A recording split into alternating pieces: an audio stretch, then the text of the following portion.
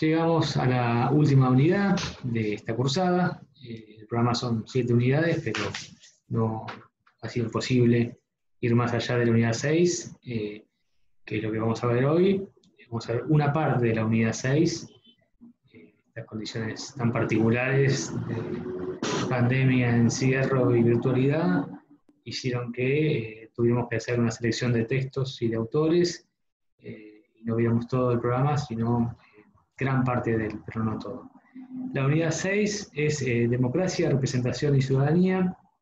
Se van a trabajar varios ejes: la relación entre democracia y representación, mandato e independencia de los representantes, la teoría clásica y la teoría empírica schumpeteriana, democracia, representación y ciudadanía, de opinión pública, los liderazgos, las personalidades, sondeos y encuestas de opinión, las personalidades de los candidatos, elites y liderazgos. Vamos a ver de todos esos puntos que están en el programa, algunos, que son los que estoy mencionando, y vamos a ver dos autores nada más, que son Joseph Schumpeter, que es el primero que voy a tratar en la clase de hoy, y lo van a ver también en la clase práctica, y Bernard Manin, que también daremos algunos aspectos de su teoría y su obra, y no mucho más, lamentablemente no mucho más.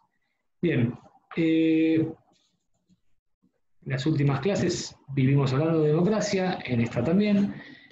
Ahora vamos a hacer una breve distinción entre democracia directa y democracia representativa.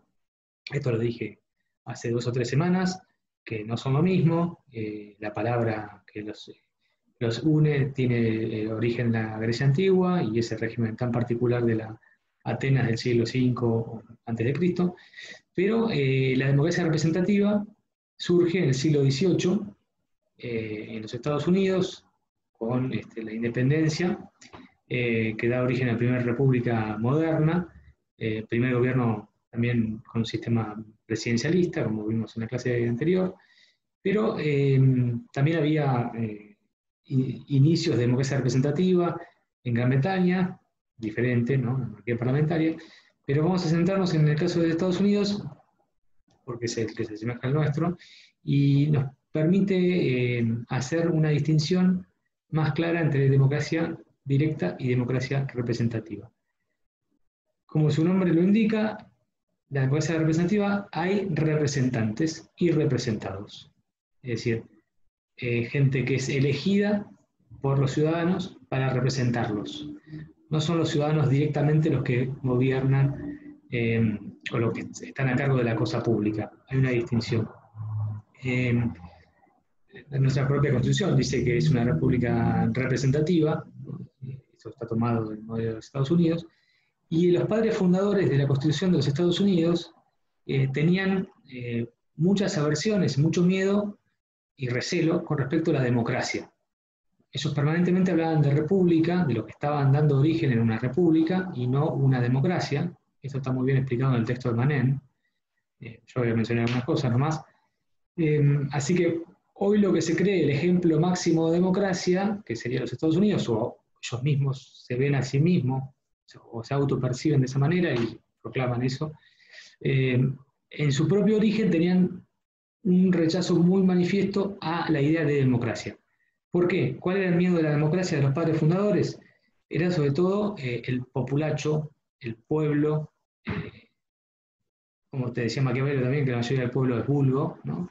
Esta idea de los pobres que pueden llegar a arrasar con la propiedad, con la libertad, con los derechos de aquellos que estaban creando estas nuevas instituciones. ¿Quiénes eran los que estaban creando estas nuevas instituciones? Eran sobre todo hombres blancos, muchos de ellos propietarios de plantaciones esclavistas, comerciantes, abogados, pero el miedo era la tiranía de la mayoría, ¿no? Que la mayoría del pueblo, que eran los trabajadores, los esclavos, pueblos originarios también en el caso de Estados Unidos, los que no habían sido todavía terminados, pudieran arrasar con estas nuevas instituciones. Esto quiero que quede claro, y está en Manin.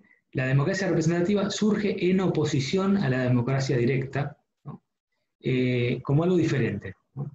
Digo, para que entendamos también que muchas veces se le pide cosas a la democracia representativa que no va a dar porque su propio origen es diferente. No, no es la democracia directa o no es el ideal democrático rusoniano de ese hombre que se ocupa, hombre en términos generales, ¿no? Que se encarga de la cosa pública, ¿no? Rousseau dice en el contrato social, desde el momento que alguien, digamos, no se ocupa de la cosa pública, ese Estado está perdido, ¿no? O piensa esto a mí no me interesa, a mí, ¿por qué voy a participar? ¿No? En el caso de hoy sería, ¿por qué a mí la política no me interesa? Yo no sé nada de política, aprecio toda la política. Bueno, ese Estado está perdido, es decir, no hay interés por la representación ciudadana general, ¿no? Que es la única forma de intentar solucionar los problemas de una ciudadanía. Bien, así que vamos a ver, como dije antes, Schumpeter y Manet. Además, hay otra cosa. En las democracias actuales son democracias de millones de habitantes o cientos de millones de habitantes en inmensos espacios geográficos en muchos casos, estados muy heterogéneos, y es imposible pensar en una democracia directa, ¿no? Donde todos participemos plenamente de la cosa pública. Entonces la democracia representativa, perdón, también tiene en cuenta estas condiciones para el ejercicio de la política. Hay una tensión ahí entre la democracia como gobierno del pueblo, que es su origen histórico, ¿no? Y la democracia como el gobierno de los políticos. Hay un libro muy interesante de un politólogo argentino que se llama José Nun, que fue durante algunos años secretario de Cultura del gobierno de Néstor Kirchner, que plantea justamente eso. El libro se llama así: Democracia, gobierno del pueblo o gobierno de los políticos. Y hace un raconto histórico de las teorías democráticas, y como exponente de esta teoría de democracia como gobierno de los políticos, toma a el autor que vamos a ver ahora, y esto es el preámbulo de la próxima parte, que es Joseph Schumpeter.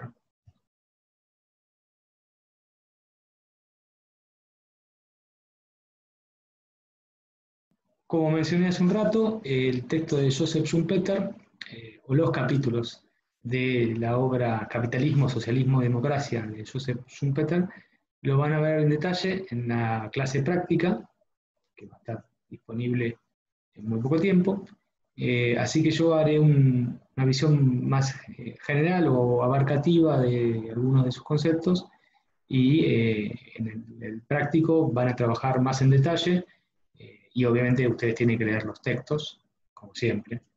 Yo tendría que decirlo en la última clase, pero bueno, tienen que leer los textos, no solamente basarse en las clases que nosotros podemos dar, sino tienen que leer a los autores.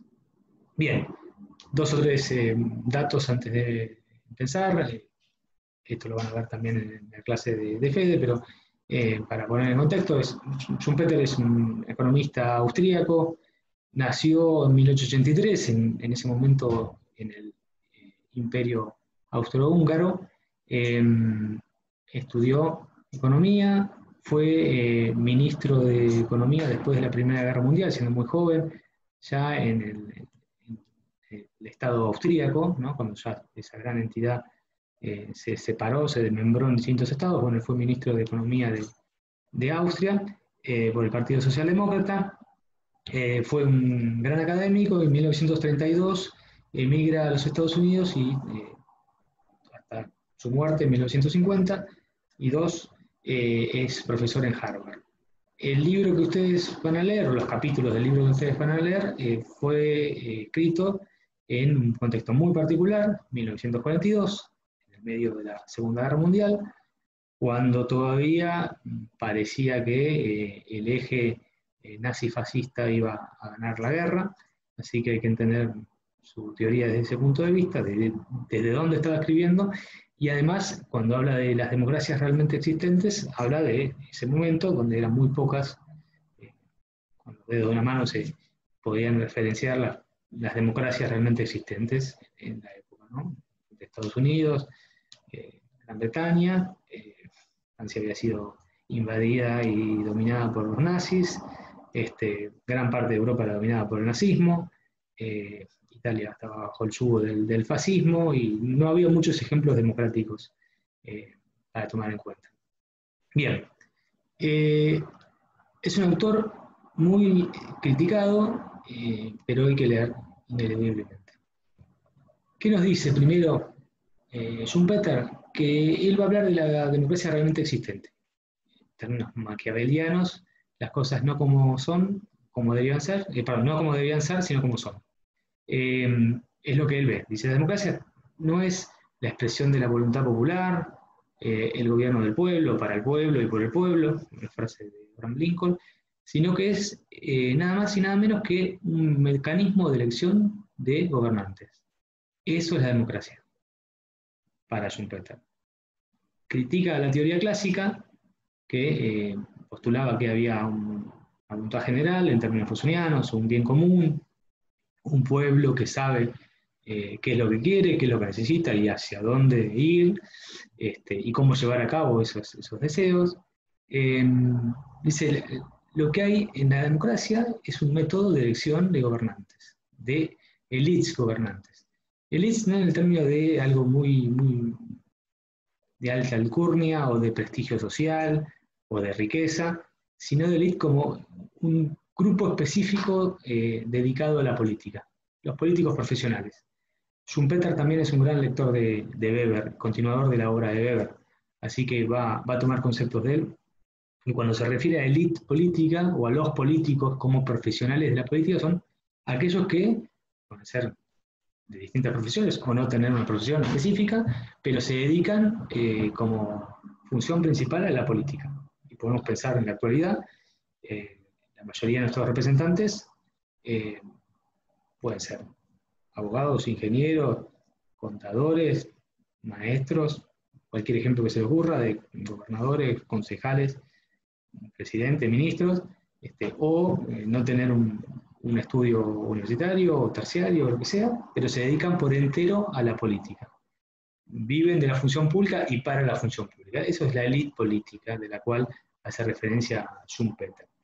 Entonces, como dije antes, la democracia es un procedimiento de elección de gobernantes. Pero hay varias precondiciones, después les voy a mencionar, pero una cosa es importante, es una competencia entre élites, pero una competencia justa, no sesgada, ¿no? Hay unas reglas de juego, hay elecciones que son digamos, imparciales y justas, sobre todo. No es una competencia donde la cancha está inclinada, sino que hay una competencia entre caudillos políticos, líderes políticos, es una competencia por el liderazgo y el acceso al poder político, y la forma de dirimir el poder político es la obtención del voto ciudadano. Eso es importante. Es decir, hay competencia entre caudillos políticos, pero la forma en que se dirime la lucha entre ellos es la competencia por el voto y un voto en condiciones de imparcialidad. Bien, es lo que algunos denominan democracia de equilibrio o liderazgo competitivo. Lo dije antes, pero lo menciono de vuelta. Para él, la voluntad general y el bien común es un mito. ¿Ah? No existe. Son deseos y ambiciones fabricadas por la propaganda, ¿no? Y pensemos también en 1942, 1940, todos los desastres hechos por la propaganda nazi de Joseph Goebbels o las propagandas también masivas en los países occidentales, la primera incursión de los medios masivos de comunicación, como la radio, que ya tenía 20 años en ese momento, la televisión todavía no existía a nivel masivo, pero estaba apareciendo, pero sí ya existía el cine y la importancia de los megáfonos, los autoparlantes, en mítines políticos,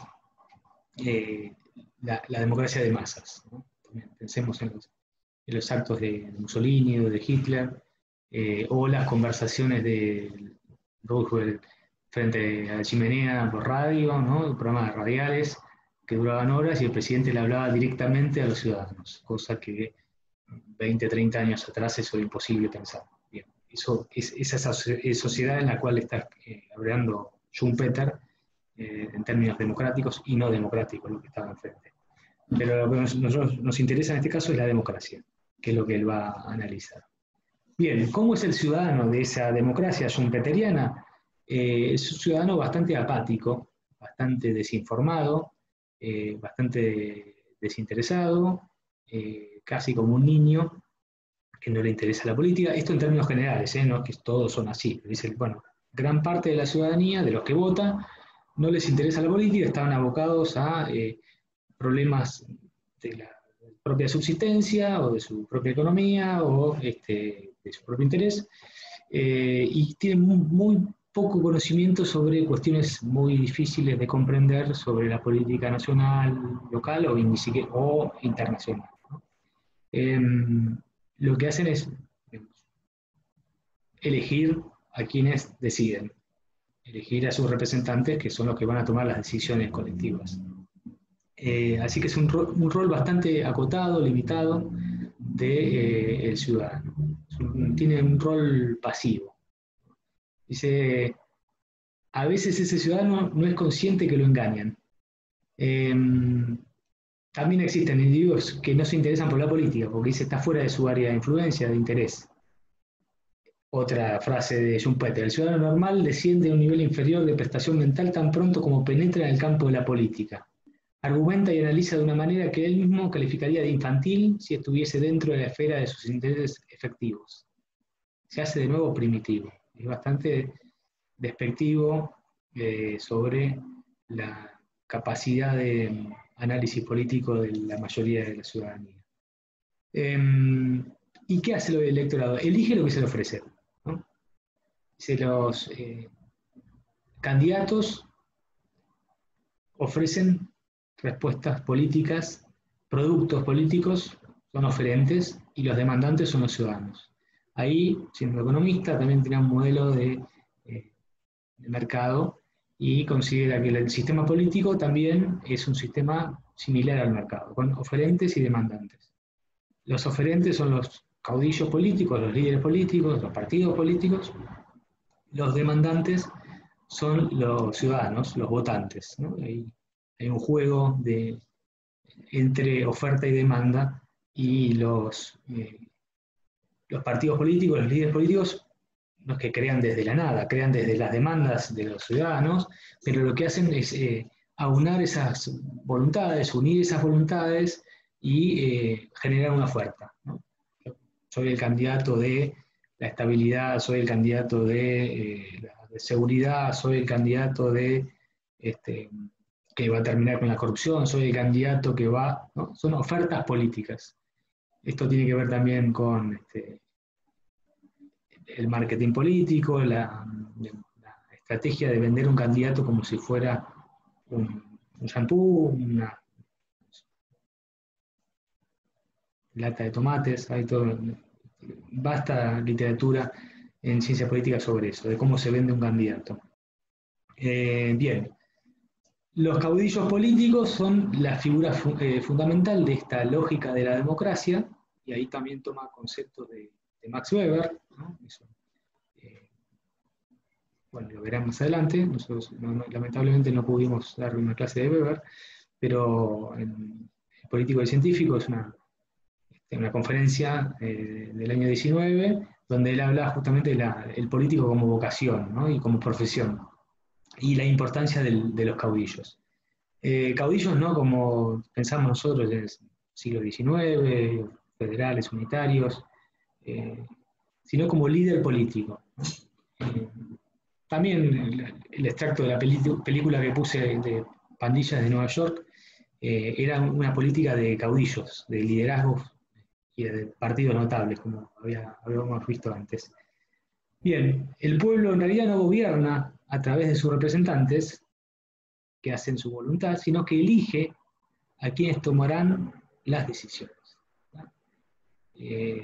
Rompe con mucha de la ilusión y las creencias de la democracia, sino que, por eso digo que es muy criticado, pero hay que leerlo, nos dice cosas que por ahí nos molestan escuchar sobre la democracia, y rompe con muchos de los ideales Después vamos a ver algunas de las críticas que se le hace a Schumpeter, pero el pueblo no gobierna, ¿no? Sino que elige los representantes, digamos, que hacen su voluntad, y en realidad no es que hacen su voluntad, sino que toman las decisiones, ¿no? El papel del electorado es crear gobiernos o reemplazar los gobiernos. Lo que hacen es votar a 2, 3, 4 años. Si están de acuerdo con los que gobiernan, los refrendarán en las urnas, y si no están de acuerdo, votarán a otro liderazgo político que los va a reemplazar. Ese es el papel del electorado en la democracia según Schumpeter. Lo que hay es una competencia entre élites políticas. Si vamos a Estados Unidos, 1942, cuando él está escribiendo, competencia entre el Partido Republicano y el Partido Demócrata. En ese momento estaba gobernando Roosevelt, terminando su segundo mandato, a punto de ganar su tercera elección, ganaría después su tercer mandato y moriría en el poder, poco antes del fin de la Segunda Guerra Mundial. Bien, entonces las facultades de los ciudadanos se limitan a fiscalizar a los representantes, y fiscalizarlo de una manera bastante limitada, bastante limitada. Después lo van a ver más en detalle, como dije antes, en la clase de Fede, que yo tuve el adelanto y es muy buena la clase. Bien, ¿cuáles son algunas críticas que se le puede hacer a Schumpeter, de la teoría de Schumpeter? Bueno, por un lado, que la lógica del mercado político o del sistema político tiene muy poco que ver con el mercado, ¿no? Hay también, bueno, como en el mercado, ¿no?, un sistema oligopólico. En general, los grandes actores tienden a ponerse de acuerdo y dejar de lado a los actores menos importantes, y esto en el sistema político es así, ¿no? Los sistemas bipartidistas tienden a fortalecer esos dos grandes partidos y dejar afuera los terceros partidos. En los sistemas donde hay varios partidos, en general los que más pesan hacen las reglas de juego para que beneficien a ellos mismos. Los caudillos que se odian generalmente se juntan y se ponen de acuerdo. Si no pensemos en historia reciente argentina, no era que se odiaban, pero eran los dos grandes caudillos de los partidos, que eran Raúl Alfonsín del Partido Radical, del UCR, y Carlos Menem, que era el líder del Partido Justicialista, el presidente de la Nación en ese momento. Se juntaron, hicieron el Pacto de Olivos, y que dio origen a una nueva constitución y la posibilidad de que el presidente sea reelegido. Eso fue un pacto de caballeros, un pacto de caudillos. Bien. Otra crítica que se le puede hacer a Schumpeter es que la ciudadanía no, en términos generales, ¿no?, la ciudadanía tiene un rol bastante más importante que votar cada 2, 3, 4 años, o estar de acuerdo, ¿no?, con los que gobiernan, reemplazarlos, ¿no? Es verdad que muchos no se interesan por la política, pero hay distintas formas de hacer política. La política no es solamente votar, es participar, estar en las calles o no, movilizarse, activar, también dar clases. Hay la política de distintas maneras. Entonces, el rol del ciudadano tan pasivo es algo que otros autores de teoría política han criticado muchísimo, ¿no? Bien, y después también esta idea tan descarnada de que la democracia es simplemente un método, un procedimiento, le saca un poco el encanto o la idealización que tenemos de la democracia, ¿no? Creo que hay que reconocer la democracia, sus virtudes, sus defectos, pero hay que conservar cierto idealismo, en el sentido de que es una forma de resolver los problemas comunes de manera común, ¿no? Si uno lo ve de una manera muy descarnada, muy pragmática, simplemente como un procedimiento, puede llegar a considerar que este procedimiento no sirve más y que hay que tomar otras decisiones, y por eso hay que elegir un caudillo fuerte. Bueno, esas son lo que ha pasado muchas veces para dar origen al final de las democracias, ¿no?, como en el texto de Levitsky que tenían que leer para el práctico que dio Osvaldo. Dicen que soy aburrido. Aburrido. ¿Será que no manejo Ferrari? ¿Será para quienes se divierten mientras hay pobreza? ¿Será para quienes se divierten mientras hay desocupación? Para quienes se divierten con la impunidad. Aburrido. ¿Es divertida la desigualdad de la justicia? ¿Es divertido que nos asalten y nos maten en las calles? ¿Es divertida la falta de educación? Yo voy a terminar con esta fiesta para unos pocos. Viene una Argentina distinta, la Argentina del respeto, la Argentina de las reglas claras, la de la dignidad, la del trabajo, que va a educar a nuestros hijos, que va a proteger a la familia, que va a encarcelar a los delincuentes y corruptos. Y al que le aburra, que se vaya. No quiero un pueblo sufriendo mientras algunos pocos se divierten. Quiero un país alegre. Quiero un pueblo feliz. Alguien está pensando en la gente.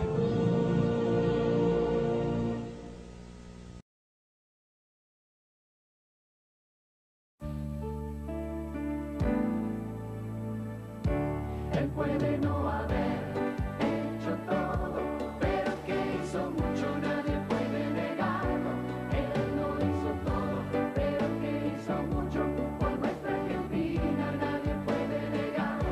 Un peso fuerte, Menem lo hizo. El respeto internacional, Con él es verdad, la hidroeléctrica ya sí está, con él lo logramos. nuestra telefonía, Con él mejoró, el Mercosur, con él lo logramos. El puente lineal, Fue hecho por Menem, el hospital de niños de Córdoba, con él mejoró. Puerto Madero, Fue quien lo hizo, la hiperinflación, con él terminó. el puente Posadas de Encarnación, Menem lo hizo, más inversiones, más exportaciones, con él es verdad, la Ruta Nacional 40, con él cambió. Él puede no haber hecho todo, pero que hizo mucho nadie puede negarlo. Él no hizo todo, pero que hizo mucho por nuestra Argentina nadie puede negarlo. el acceso al crédito, Con él empezó, la paz con Chile, con él lo garantizamos. la autopista panamericana, Con él mejoró, el servicio militar obligatorio, con él terminó. la estabilidad, Con él lo garantizamos. el gasoducto Maipú-Chile, Fue hecho por Menem, el aeropuerto de Salta, con él cambió. la negociación por Malvinas, Con él es verdad, el puente de la integración, Menem lo hizo. la autopista Buenos Aires-La Plata, Fue quien lo hizo. el respeto a los excombatientes, Con él empezó. Él puede no haber hecho todo, pero que hizo mucho nadie puede negarlo.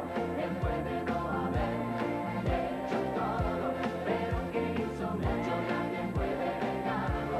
Él no hizo todo, pero que hizo mucho por nuestra Argentina. Nadie puede negar, nadie puede negar.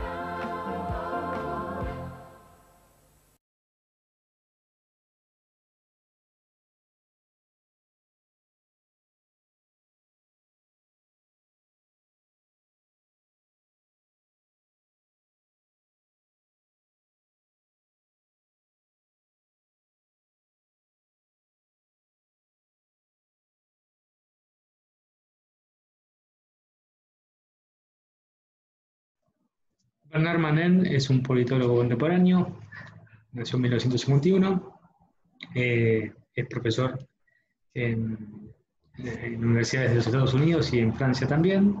Actualmente está en la Universidad de Nueva York. Bien, el texto que usted tiene que leer es de 1995, se llama Los principios del gobierno representativo, es una obra que ha marcado una época y también ha sido muy discutido y leído. Vamos a mencionar algunos aspectos. Por un lado, empieza diciendo que en ese momento, en 1995, se habla de crisis de representación, permanentemente crisis del sistema representativo, y se da algunos indicadores de esa crisis. Por un lado, la apatía ciudadana, la gente no se interesa por la política, no cree en la política, no se siente representada por sus representantes, por sus políticos, ¿no? Se siente traicionada, o se siente dejada de lado, o se siente incomprendida, o que hay una clase política con un interés particular o una casta. Después hay un ciudadano con un voto muy cambiante, muy volátil, dice él, ¿no? Que está hablando de Francia en los años 90, pero se puede tomar el mismo ejemplo para otras realidades. Cambia permanentemente su voto, a veces un candidato de un partido, o la próxima elección el candidato de otro partido opositor. No hay un votante tan fiel o tan seguidor de un partido político como era antes. Después los partidos políticos son cada vez, esto sería otro indicador de la crisis de representación, los partidos políticos cada vez tienen un componente ideológico más larvado, más poco estructurado, van hacia el centro, es decir, no tienen tampoco plataforma política, programa político. Los candidatos son cada vez más esquivos a hacer grandes planteamientos sobre un tema en particular, van hacia el centro, las elecciones se ganan en el centro, en general, sistemas democráticos, pero esa tendencia se acentúa y se la consideraba en ese momento como un indicador más de la crisis de representación. Además, la política está cada vez más atravesada por los componentes mediáticos, por los saberes específicos orientados al marketing político. Este texto es anterior a la disrupción de Internet, que va a cambiar bastante o mucho la política, pero bueno, hay que pensarlo en los años 90, como la política giraba alrededor de los medios de comunicación y sobre todo la televisión, ¿no? Y que el candidato sí o sí tenía que tener una estrategia comunicativa certera y adecuada para poder ganar las elecciones. Pero esto generaba también una especie, cada vez un avance mayor, de los especialistas en tecnologías de la comunicación, en lo mediático, los licenciados en comunicación social, los periodistas, los politólogos orientados al marketing político, los sociólogos, y un elemento también que acá en Argentina va a quedar muy expuesto a esa fractura en el 2001, es una crisis de representación, es decir, y lo mencioné antes, pero va de vuelta, una ciudadanía que siente rechazo manifiesto por sus políticos, o por su clase política. Esto hizo eclosión en el 2001, donde antes de la renuncia de la Rúa y después de la renuncia de la Rúa, en diciembre, la gente cantaba, mucha gente movilizada cantaba, que se vayan todos, que no quede ni uno solo, el canto de ese verano, ¿no? Que se repetía en innumerables manifestaciones, y de ese todos era la clase política. En general se hacía referencia a la clase política, ¿no? Que era necesario que renunciaran todos, que inclusive la Cámara de Diputados todos renunciaran, y bueno, no fue así. Renunciaron muy pocos y se quedaron todos y fueron mutando. Pero eso era una exposición clara de esta ruptura entre representantes y representados. Lo que dice Manén es que en realidad, más que crisis, él hablaría de mutación, una transformación. Lo que está pasando es una nueva transformación de los gobiernos representativos.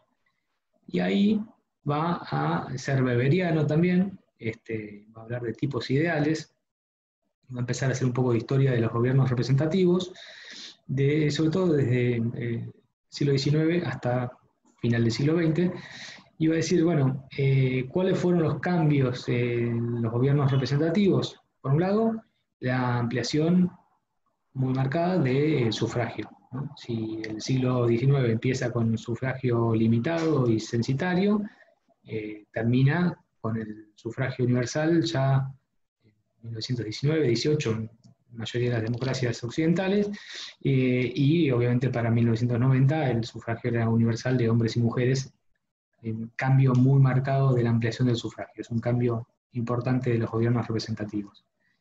Después, en el siglo XIX, lo que apareció como algo muy criticado por los fundadores de los sistemas representativos, pero después se va a tomar como un elemento distintivo de la democracia representativa, son los partidos políticos. Los padres fundadores de la Constitución de los Estados Unidos y los teóricos de los gobiernos representativos en todos lados habían sido muy recelosos en relación a las facciones políticas, a los partidos políticos, a la estructuración de los partidos políticos. Sin embargo, ya para fines del siglo XIX se considera a los partidos políticos de masas como un elemento imprescindible y totalmente necesario para el funcionamiento de la democracia representativa. O sea, hay un auge y expansión de los partidos de masa. Por más que esto iba en contra de los basamentos o las líneas directrices de los gobiernos representativos originales, por los que los pensaron. Entonces, él va a hablar de 3 tipos ideales de gobierno representativo, 3 momentos de los gobiernos representativos, para no generar confusiones con formas de gobierno, que hablamos de parlamentarismo, presidencialismo o sistema semipresidencial. Estas son formas de gobierno representativo que se dieron históricamente, y son tipos ideales, construcciones que toman elementos reales y resaltan algunos para ocultar a otros, pero no es que termina uno y empieza otro, sino que muchas veces pueden coexistir. Pero a grandes rasgos, él hace esta tipología y dice, bueno, voy a analizar el gobierno representativo, las mutaciones, las transformaciones de los gobiernos representativos a partir de 3 categorías. Por un lado, lo que él va a denominar el parlamentarismo, o el momento parlamentario de los gobiernos representativos, después la democracia de partidos, y por último la democracia de audiencia, que es lo que él genera como contribución académica, la democracia de audiencia, que sería contemporánea de su época, y va a tomar 4 variables para distinguir estos momentos de la democracia representativa. Por un lado, cómo se eligen esos representantes, si son a través de elecciones regulares o no. Otra variable es el grado de autonomía que tienen los representantes en relación a los representados. Los políticos, si pueden tener ideas propias por fuera de quienes los eligieron o no, o si tienen autonomía, si hay disciplina partidaria o no. Otra variable es la libertad de opinión pública, la existencia de medios de comunicación o no, la libertad de expresión. Y por último, la variable que toma es la forma de toma de decisiones después de un proceso de discusión. En los gobiernos representativos siempre hay toma de decisiones luego de procesos de discusión, ¿no? De hecho, el Parlamento es un lugar donde se discute y después se decide. Pero bueno, ¿cómo era esa forma de tomar decisiones después de discusión en el sistema parlamentario, o en el momento de la democracia parlamentaria, representativa parlamentaria, la democracia de partidos y la democracia de audiencia? Voy a poner el cuadro que está en la página 287, que es muy interesante, para que lo analicemos.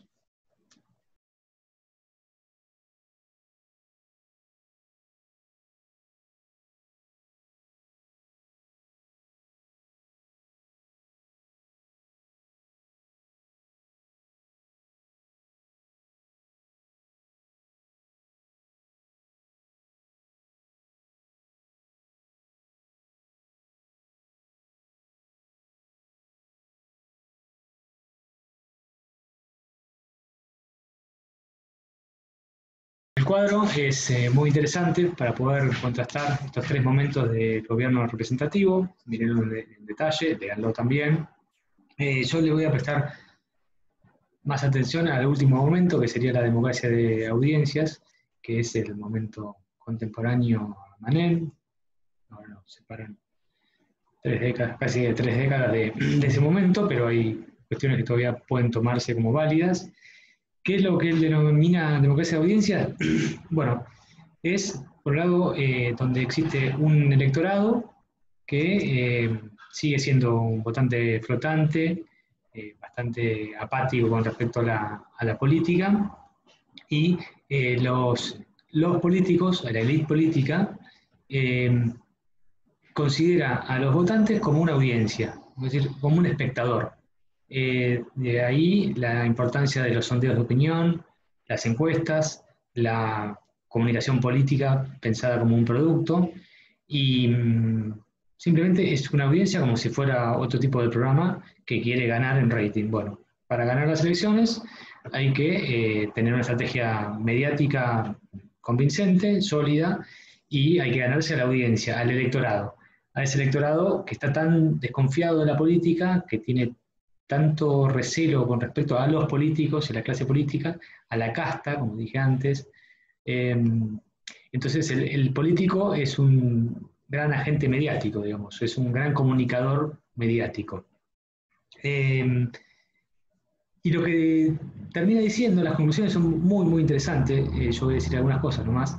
Dice, los gobiernos representativos, si empieza diciendo, bueno, hay una crisis de representación, pero yo prefiero hablar de metamorfosis, pero es cierto que hay una brecha cada vez mayor entre representantes y representados, que eso siempre existió, porque el gobierno representativo presupone esa separación, ¿no?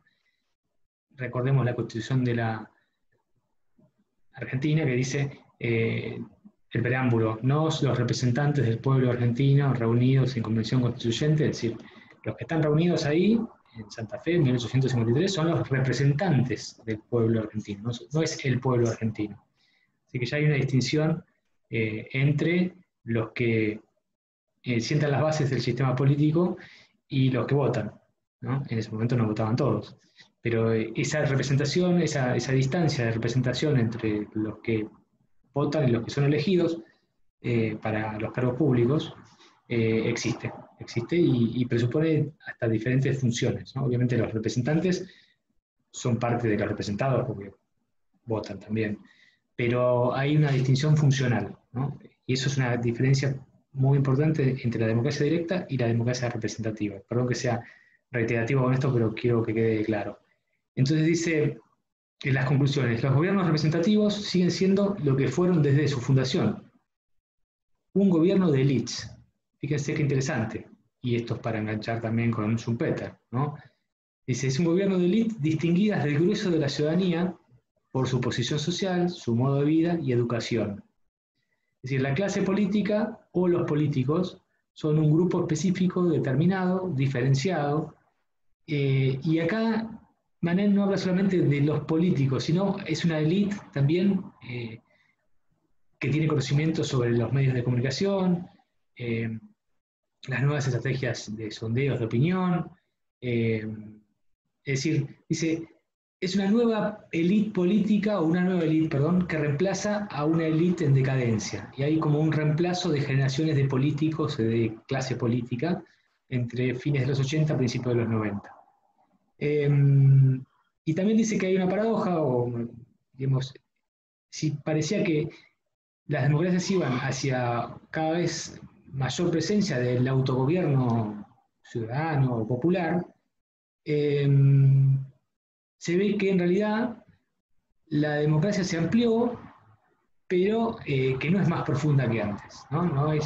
No es más vital que antes, y hay ámbitos de decisión que la ciudadanía está marginada o no participa, y que la élite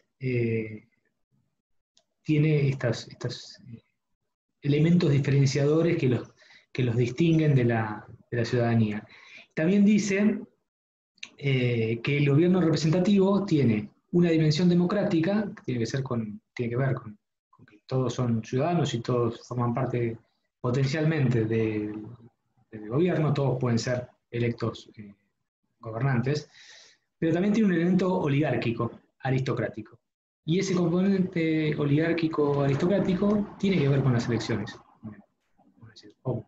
Elecciones, aristocracia, oligarquía. Bueno, en la antigua Grecia la democracia se relacionaba con el sorteo, con el azar. Aquellos que eran ciudadanos podían acceder a las magistraturas a través del sorteo. Si hubiera sido por elección, se hubiera elegido a los que venían de las familias poderosas, a los más ricos, etcétera, etcétera. Entonces, en esa época, siglo V a.C., la democracia nada tenía que ver con la elección. Sin embargo, la democracia representativa sí tiene que ver con la elección y con la votación. Entonces, según Manin, las elecciones son un componente oligárquico aristocrático. ¿Por qué? Porque no cualquiera gana una elección. No cualquiera se presenta a una elección. Pensemos en la Argentina, de 40 millones de habitantes, quienes tienen chances de ser reelegidos presidente de la nación. Alcanzan los dedos de una mano para pensar en quienes tendrían los recursos económicos, recursos de poder, las relaciones políticas, etcétera, etcétera, para acceder a esos cargos, a los más altos cargos, y ahí para abajo, ¿no? No es que todos pueden ser potencialmente gobernantes y acceder a las máximas magistraturas. Es un componente que va seleccionando a algunos que son considerados como superiores al resto, diferentes, si no le gusta la palabra superiores, diferentes al resto. Dice, las elecciones son procedimientos aristocráticos o oligárquicos donde se reservan los cargos públicos a individuos eminentes a quienes sus ciudadanos consideran superiores al resto. Y termina diciendo, las elecciones inevitablemente seleccionan élites. Élites, grupos específicos, diferenciados de la mayoría. Pero queda en manos de los ciudadanos corrientes, como dice Corrientes, definir qué constituye una élite y quién pertenece a ella. Y esa parte también es esencial. Porque en una democracia representativa, una democracia realmente existente, una democracia de masas, una democracia contemporánea, una poliarquía, diría Dahl, los que gobiernan, también diría lo mismo Schumpeter, gobiernan porque son elegidos por la ciudadanía, a través del voto popular, y elecciones libres e imparciales. El mecanismo de elección de los gobernantes es a través del voto popular. No es a través de quién tiene más tanques, quién tiene más fusiles, quién tiene las corporaciones, o quién hace elecciones amañadas, o quién hace fraude, más o menos brutal, ¿no? O que quien directamente no convoca elecciones, sino que la forma de resolver las disputas por el poder político en las democracias es el voto ciudadano. Bueno, este realmente es el cierre de todas estas clases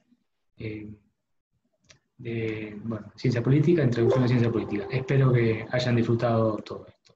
Saludos.